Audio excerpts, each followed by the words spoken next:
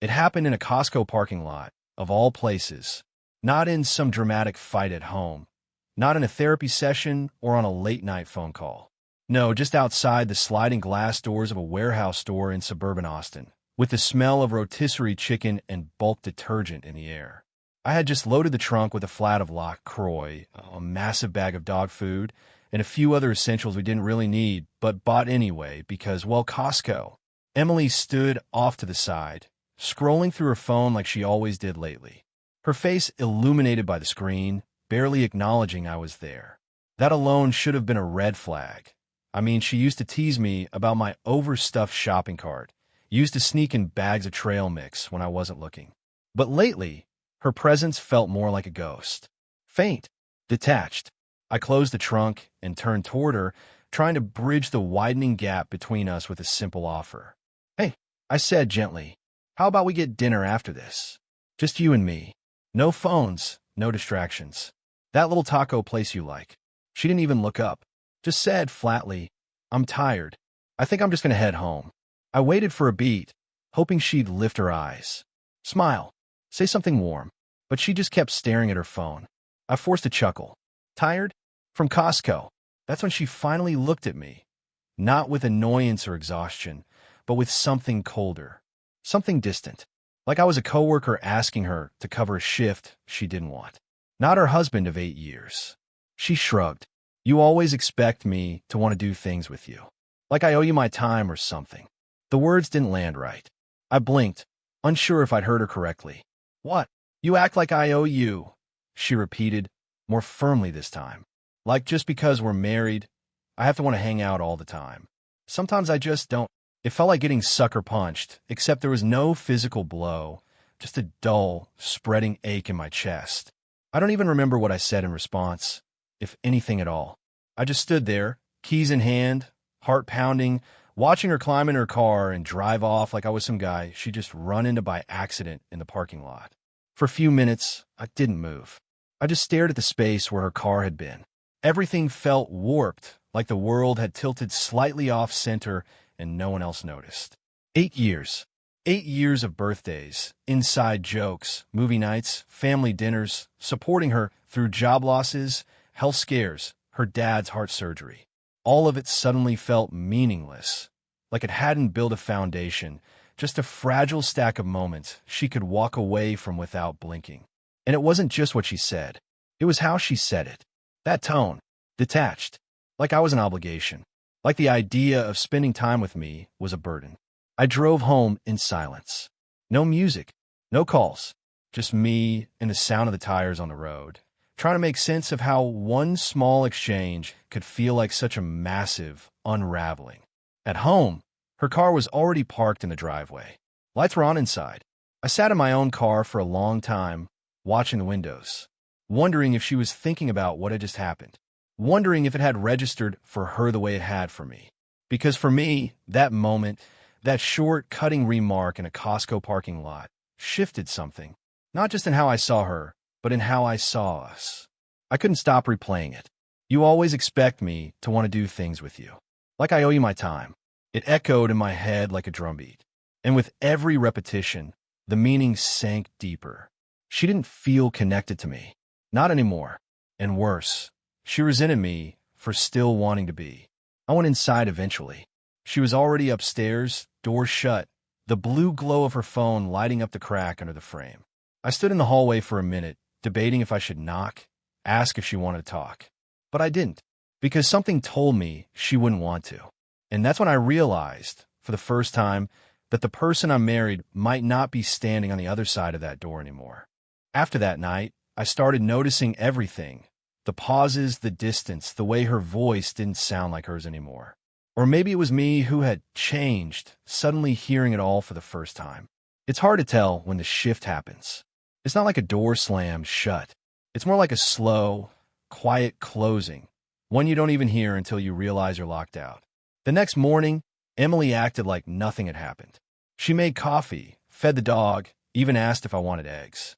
It was polite, functional, like we were roommates playing house. I wanted to ask if she remembered what she'd said in the parking lot. I wanted her to bring it up, to tell me it came out wrong, that she didn't mean it. But she didn't. And I didn't either. I just watched her move around the kitchen in that same worn hoodie she used to wear when we'd stay up watching old movies and laughing over nothing. But the warmth wasn't there anymore.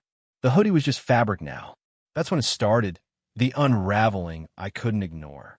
The woman I had danced with barefoot in the living room on our wedding night, who used to fall asleep on my chest mid-conversation, was disappearing, replaced by someone else.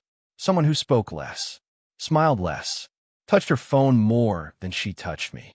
I remember one night in particular. She was on the couch, scrolling, screen lighting up her face. I sat beside her, tried to pull her feet into my lap like I used to. She flinched, just slightly, but enough to notice. Enough to make my heart sink. "You okay?" I asked. She nodded without looking up. "Just tired." She was always tired lately. Too tired to talk. Too tired to go out. Too tired for anything except work, TikTok, and early bedtimes. The phone became her constant companion. She took it into the bathroom, slept with it on her pillow. I'd wake up at 3 a.m. and see the glow from her side of the bed. At first, I assumed it was just work stress or insomnia or maybe doom scrolling like we all do. But I couldn't shake the feeling that something or someone was pulling her away. One night, she got a message and her face lit up. I asked what it was. She tilted the screen away and said, "Just a meme from Katie." But Katie doesn't send memes at 11:45 p.m. Katie has 3 kids and crashes by 10 every night. I didn't say that out loud. I just nodded and let the silence stretch between us. It kept happening. The laughter at private texts. The quick switches to a new screen when I walked in the room. The passcodes that used to be shared and weren't anymore. Every little thing felt like a breadcrumb trail that I wasn't meant to follow, and I didn't, not right away. Because part of me was still trying to believe in us. Try to believe in her. But you can't unknow a feeling once it lands in your gut. She stopped asking me how my day was. Stopped sitting next to me on the couch. Our dinners turned into separate meals at separate times. If I asked if she wanted to eat together, she'd say she already ate, or wasn't hungry, or had a Zoom call. And slowly I stopped asking. That was the scariest part. Not her changes, but mine. The quiet acceptance. The way I started walking on eggshells just to keep the peace. I caught myself apologizing for things I hadn't even done, just to avoid one of her cold silences. I told myself it was a rough patch, that every marriage had seasons, that I needed to give her space. But space turned into distance, and distance turned into detachment. I started noticing things I'd never paid attention to before. How she dressed nicer on random weekdays. How she kept her phone on silent during dinner, but smiled every time it buzzed. How she started wearing perfume again, the kind she hadn't worn in years, for a casual trip to Target. And the worst part? I started hiding from it all. I stopped bringing things up. I stopped trying to connect. Not because I didn't care, but because I was afraid of confirming what I already knew deep down, that she wasn't mine anymore. Not really. One night, I asked if she wanted to watch a movie together. She looked up from her phone and blinked like I had just interrupted her from another planet. "I'm not really in the mood," she said, setting the phone down for a moment. "I have a lot on my mind." "Yeah," I said, trying to keep my voice even. "Want to talk about it?" She hesitated. "Not really." That was it. Not really. Not no, just not really. Not even worth pretending anymore. So I sat there, staring at a blank TV screen while she went back to her phone, back to whatever, or whoever, was giving her the attention she used to give me. That was the moment I knew something inside her had changed. Or maybe it had been changing for a long time, and I just hadn't wanted to see it. But I saw it now, clear as day. The woman I married wasn't gone in a flash. She just slowly stopped showing up. And in her place was someone I barely recognized, someone who didn't look up when I walked into the room, who didn't reach for my hand at night, who stopped saying, "I love you," because maybe deep down she knew it wasn't true anymore. And maybe so did I. I stopped asking, not because I didn't care anymore, but because I finally understood something that had been clawing at the back of my mind for months. If she truly believed she owed me nothing, then I had no reason to keep giving her everything. It hit me like a slow avalanche, quiet, inevitable, crushing. I'd spent so long carrying the emotional weight of our marriage, convincing myself it was normal to love for two people. to initiate every conversation, to keep trying long after she'd checked out. I used to do little things for her all the time. Gas in her car, coffee waiting by the bathroom sink when she got out of the shower, her favorite snacks tucked into the grocery bags, staying up late just to ask how her day went, even when she only gave me one-word answers. But now, I couldn't keep pretending those gestures still meant something. So I stopped, slowly, quietly, like a man backing out of a burning room with his hands up. Her gas tank ran low one morning, and I didn't say a word. I'd filled it up for her religiously for 8 years. But that day, I just watched her grab her keys, mutter something about being late, and rush out the door without a kiss, without a goodbye. I listened to her car sputter down the street, knowing she'd probably curse under her breath when the warning light blinked on. But she didn't ask for help, and I didn't offer. I didn't refill the Brita pitcher. I didn't fold her laundry when I did mine. I didn't double back to the store when she forgot something on the list. I didn't do any of it because I realized I'd been running up an emotional tab she never planned on paying. And what's worse, I had started expecting her to. That was the trap. The idea that love is about giving without keeping score. It's beautiful, sure, until one person turns it into a transaction. Until you realize you've been investing in someone who sees your effort not as love, but as expectation. A burden. A debt they never agreed to owe. So I let go of the debt, of the hope that she'd one day wake up and realize what I had given. I stopped trying to earn her affection, stopped handing out kindness like coupons, praying she'd eventually redeem them. I started coming home later, staying at the gym longer, lingering in the car in the driveway with the radio on, enjoying the quiet more than the silence inside the house. I'd sit there and think about who I had been before her, the guy with loud friends, road trips, late nights, and dreams that didn't revolve around keeping someone happy. I started texting back friends I hadn't seen in years, making plans, saying yes to things I used to say no to, just to avoid the inevitable sigh or eye roll from Emily. And she noticed, not all at once, but in small ways. The way she paused when I didn't ask how her meeting went. The way she hesitated when I didn't come to bed until late, sometimes not at all. I started sleeping on the couch some nights, saying I fell asleep watching TV. It wasn't even a lie. I just didn't want to crawl in a bed next to someone who didn't reach for me anymore. It was quiet, this new distance between us, but not the kind that invites curiosity or concern. It was the kind that people live inside without realizing it's not supposed to feel that way. Until one day, you look up and realize you're sitting at the same table, eating dinner in silence, 2 feet apart but 1,000 miles away. I wasn't trying to punish her. I wasn't playing games. I was just tired. Tired of proving my worth. Tired of initiating intimacy, emotional or otherwise, and being met with indifference. Tired of holding together a life that she clearly didn't want to be fully present in. There's this moment I remember so vividly. A Sunday afternoon. We were in the living room. Her on the couch, me on the floor with an old photo album I found while cleaning out the closet. I opened it to our wedding day. She was barefoot in the last picture, dancing with me in the grass under those string lights, her head thrown back in laughter. She looked free, happy, in love. I held the photo up to show her. Remember this? She looked up from her phone for half a second, glanced at the image, then nodded. Yeah, that was it. Yeah. No smile.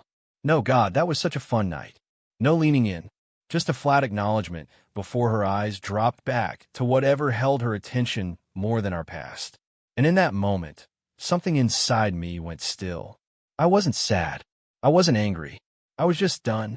Not done with the marriage. Not yet. But done trying to convince her to remember who we were. Done begging for crumbs of affection. Done holding up the mirror to our old life, hoping she'd miss it. If she couldn't see what was slipping away, or didn't care to, I wasn't going to scream and flail to get her attention anymore. I was going to let the silence speak for me. The shift came slowly, like the sunrise after a storm. Not warm, not promising, just different. It started with coffee.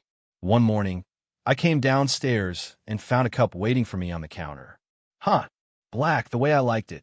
I stared at it like it was a foreign object. She hadn't made me coffee in months.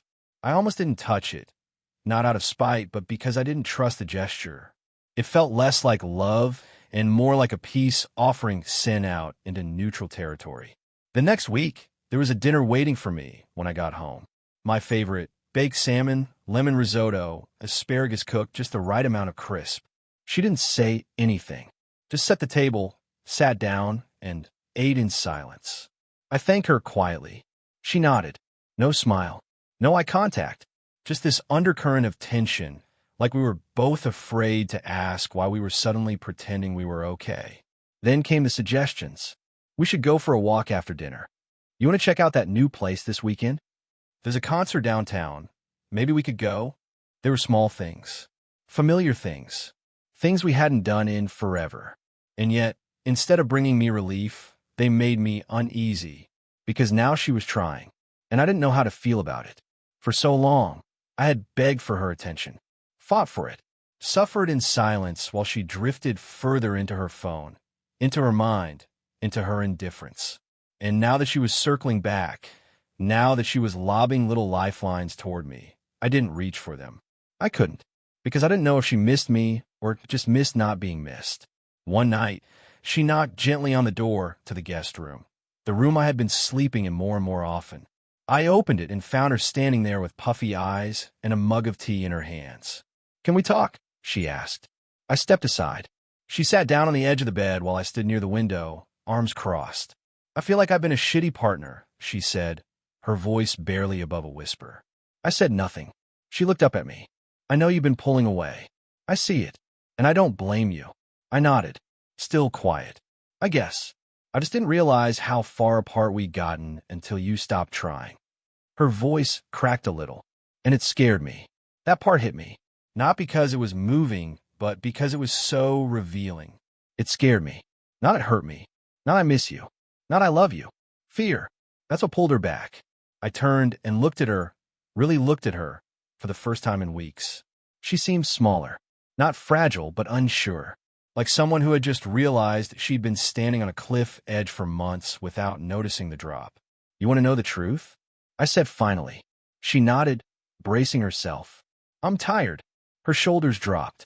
"I know. No, I don't think you do," I said. "I'm tired of being the only one who notices, the only one who tries. I'm tired of feeling like I'm constantly applying for a job I already have." She opened her mouth to say something, but I wasn't finished. "For years, I made excuses for you. I told myself you were just stressed or distracted or going through a phase. But after a while, it stopped feeling like patience and started feeling like denial." "I'm sorry," she whispered. "Yeah," I said. "Me too." We sat in silence after that.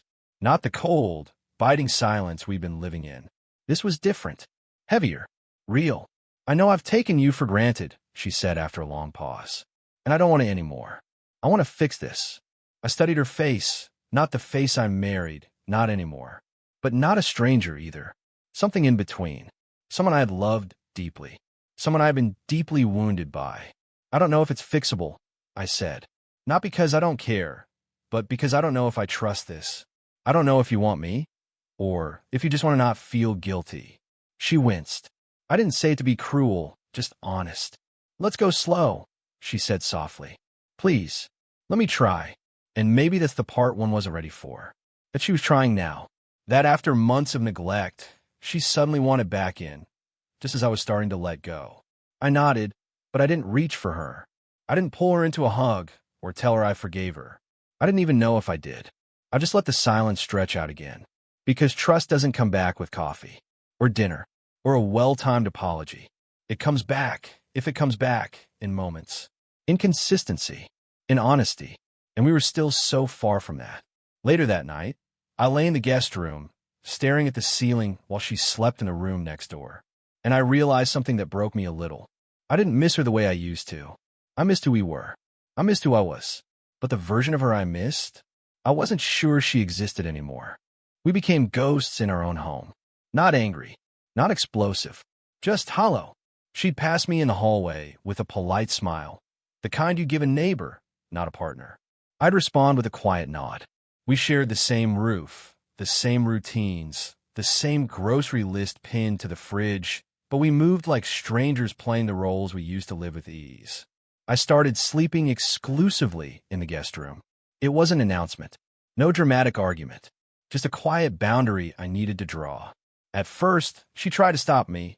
"Just stay tonight," she'd say, hand on my arm. But the second night, she didn't say anything. By the fifth, she stopped noticing. I wasn't trying to punish her. It wasn't about winning. I wasn't even sure what I wanted at that point. I just knew I couldn't lie beside her every night pretending things hadn't broken. I noticed she was trying again, in her way. The morning coffee became consistent. She'd leave small notes sometimes. "Hope today's easy," or "made your favorite pasta." And for a while, I went through the motions. I said thank you. I smiled when it felt right. But I didn't give more than that, because something in me had calcified. And here's the thing no one tells you. By the time someone realizes they've neglected you, you've already built a life around that emptiness. You stop reaching. You stop expecting. You build emotional walls for shelter, and even when they start knocking, gently, earnestly, it's hard to let them back in. She tried to plan a weekend getaway at one point.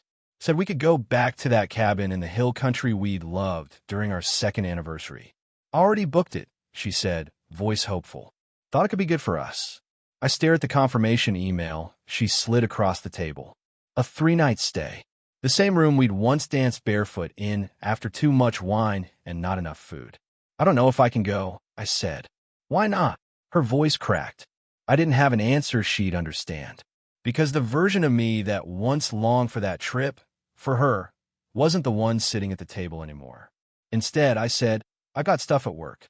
It's not a good time." She nodded, slowly pulling the email back toward her, folding it like something fragile. It should have broken me to see the hope fall out of her face. But it didn't, and that scared me more than anything. There was a time when her sadness cracked me open, when the idea of her hurting made my chest ache. But now, I just watch her retreat, quietly, carefully, like someone walking away from fire they finally realized was never going to keep them warm. We stopped talking about us. She stopped offering, and I stopped resisting. Our conversations became logistical: groceries, car repairs, her mom's upcoming visit. All surface level, all safe. But below that surface was a canyon, and I couldn't cross it anymore. I remembered a night, just a few weeks earlier, when I got home late from work. I walked in, and she was sitting on the floor of the living room, photo albums scattered around her. She looked up, eyes red, holding a picture of the two of us from our wedding. We were both laughing, mid-laugh, actually, the kind of laugh that makes your stomach hurt and your face ache. That kind of joy. "I miss this," she whispered. "I miss us." I looked at the photo, then at her, and I realized I didn't miss us in the same way anymore. I missed what I thought we had. But even back then, maybe it wasn't what I believed it was. "Do you think we can ever get back to this?" she asked, her voice shaky. I didn't answer right away, because I didn't want to lie. I didn't want to give her false hope. She deserved honesty, the same honesty I had begged for over and over again. "I don't know," I said. "I'm not sure I want to." Her face twisted like I'd slapped her. She stood up slowly, hugging the photo to her chest, nodding. "Okay," she said. "I get it." And maybe she did. Maybe she finally saw the cost of her indifference. The way it had shaped me into someone she didn't recognize, someone who no longer fought for scraps of affection, someone who learned to live with less, because less was all that had been offered for so long. The truth is, you can't save something alone. You can't patch up a leaking roof if the other person keeps poking holes in it. You can't rebuild a house on cracked foundations while they argue about the color of the walls. So we coexisted, politely, quietly. Roommates in a home that once held laughter, inside jokes, morning kisses, and late-night conversations about everything and nothing. Now we barely touched, barely talked. We were each waiting for the other to say it, to name the thing that already existed between us. But I knew it would be me, because silence may protect people from fights, but it doesn't protect them from endings. And mine was coming.